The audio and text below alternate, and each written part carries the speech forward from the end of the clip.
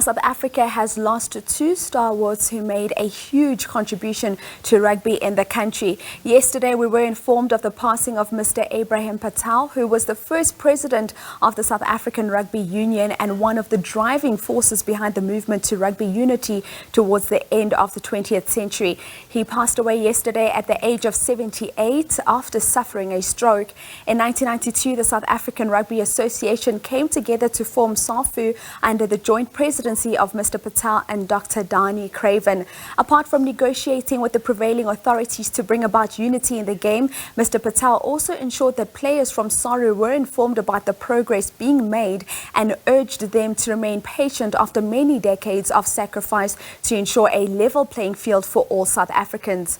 Patel was buried at the Nuclear Cemetery in Johannesburg on the same day, according to Muslim faith. Patel's death follows the passing on of H.O. de Villiers, who passed away on Sunday at the age of 76. H.O. played 14 tests and 15 tour matches for South Africa between 1967 to 1970. De Villiers made his Springbok debut against France in Durban in 1967 and scored 4 conversions and 1 penalty as the Boks won 26-3. Injuries curtailed his test career, with his last international coming in 1970 and the drawn test against Wales in Cardiff. He also represented UCT and Villiers at the club level and played in the blue and white hoops of the Western Province from 1965 to 1975. All right, to take the story forward, we've roped in a man who knows all about running an organization like the South African Rugby Union, as well as the challenges that one has to maneuver to succeed and lead the organization to greener and better pastures. Good morning, Mr. Mark Alexandra, and welcome to Sport on Morning Live. Good morning to you, ma'am. Now, Mr. Alexandra, life, it's the life circle that we lose those that are dearest to us. And in the past couple of days, we've lost 2 individuals who played such a pivotal role in South African rugby. I want to start with Mr. Patel. Now, he was tasked with negotiating, and in his career, negotiating settlements seemed to be the order of the day. Now, just talk us through perhaps some of the challenges that he faced when you had 2 sides which had major trust issues trying to find each other. You know, Mr. Patel was a courageous leader, one of the pioneers of our non-racial rugby in the 80s. He was very instrumental in the post-apartheid South African Rugby Union being formed. You know, he also served the game at several levels. You know, one as a spokesperson, one as a secretary, as well as president. But he was a principled person. You know, his principle is about non-racial. He was very strong about it, and he never budged on that. And he was one of the people that set the foundation to where we are today. And we can only be grateful for people like Ebrahim Patel. You know, I think his name will definitely be etched in the annals of South African rugby history. He was also a very good orator. He spoke very well. You know, I attended a meeting where he spoke. You know, he spoke English and Afrikaans very fluently, but he quoted out of the Bible and the Muslim Quran at the same time. You know, he was very instrumental in bringing me into the world of sports administration, and I'll forever be grateful for that. I was still a player at Transvaal when our deputy president took ill, and Mr. Patel put me in the role as his deputy, because he believed in the importance of succession planning and building for the future and building for when this new South Africa came. So he was a visionary of his time. He was far ahead of his time, the way he thought about things. Certainly. Now, being a politician is not simple, because sometimes those that you represent can be stumbling blocks themselves. Yet you had the likes of Mr. Patel, the late Steve Tshwete, and the late Reverend Stofile, who were given a mandate, and oftentimes they had to go back and renegotiate with those that they represented. Talk us through some of those challenges of having to convince those that you represent, and sometimes even your own team, that you're still on the right track. You know, the one thing about the non-racial sports movement, there were certain guiding principles that were non-negotiable. And the good thing about administrators and leaders like Mr. Patel, Mr. Silas Kununu, Mr. Maleki George and Bill Jardine and Tobiton Jasha, they drummed the principles of non-racialism, and we had a blueprint of what rugby should look like and what the country should look like, and those principles were non-negotiable. And there were talks before we finalized the unity agreement that failed because they never met those principles. The principles were quite clear. But it took leaders like this to sit around the table and thrash out and sell the concept of what we believed at the time was non-racial sport. Even today, if you listen to people in government and listen to people talk, we still talk about putting people in boxes, yellow, green, blue. Non-racial is not about seeing black and white. Yeah. It's about seeing rugby players and seeing people first. So that is, those principles were drummed into us as players and as administrators in the post-apartheid days. Yeah. And those principles are non-negotiable. And this is why they negotiated what we negotiated and what we believe today is the principles of what that stood for, those non-racial principles. Certainly. I want to move away from Mr. Patel and let's talk about Mr. H.O. de Villiers. Now, he wasn't only a great player on the field, but after his playing days, played a very pivotal and influential role behind the scenes. Tell us more about H.O., a person who former Springbok Percy Montgomery just spoke so fondly of. H.O. de Villiers was also one of the players that changed the way the fullbacks play. He was one of the first fullbacks who attacked from the back.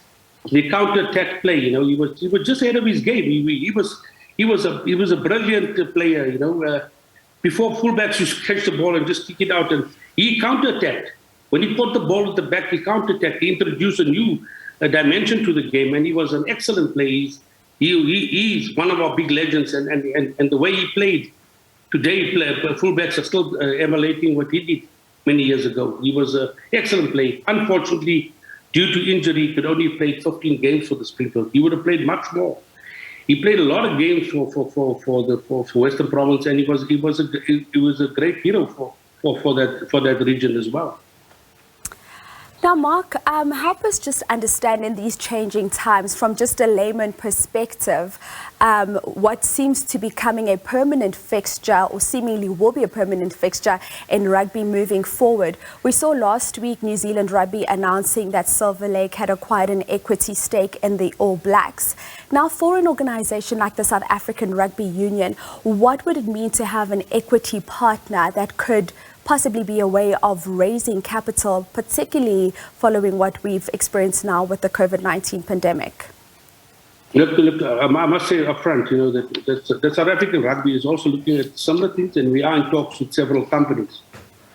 But the reason for bringing an equity partner is to help grow your business.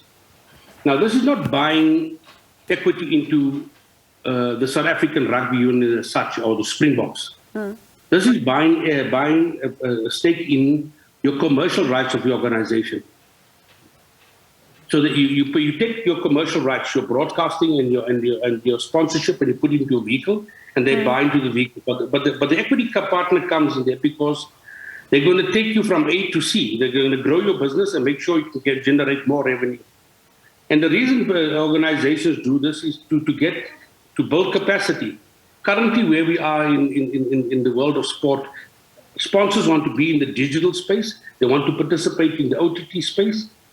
Organizations like ourselves, and we know that the funds are limited even in our country to pump more money to sport. So we need to look at other avenues of generating funds to make the sport more viable, because all our money we generate currently, 80% of that is generated by playing international rugby. The Springboks, ourselves playing the URC or the Super Rugby, and the Sevens and the fourth big franchise generates 80% of our revenue.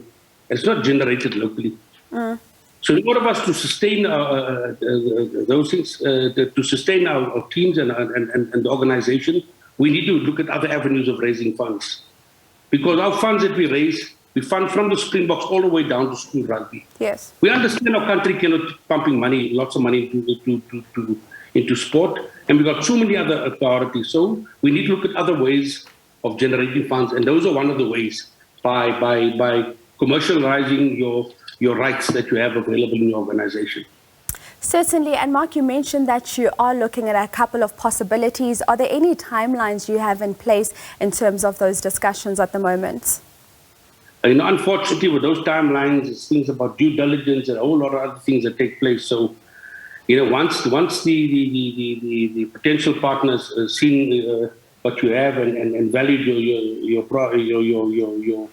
your structure, then only will we know. So those we thought it'd be short timelines.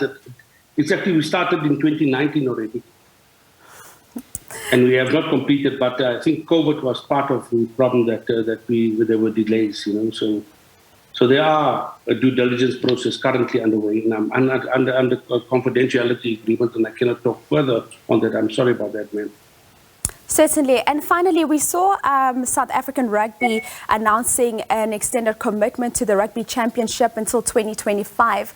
What other benefits can we derive from this, other than that opportunity, of course, to play against New Zealand and obviously secure a victory, as opposed to, for example, being part of the Six Nations or extending our relationship with the European teams through the United Rugby Championship?